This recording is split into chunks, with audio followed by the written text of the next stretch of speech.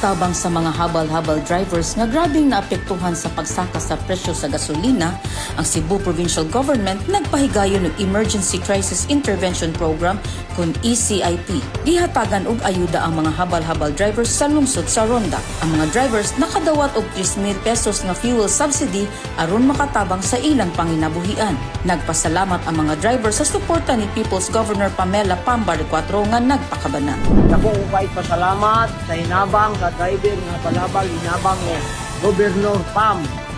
Nagpasalamat ko sa akong kalisod gikan sa akong pagtulog og drive karon ko katagamtam og hinabang ni Gobernador Pam tungod sa sitwasyon sa kamahal sa gasolina, ginagmay gid ang among agi.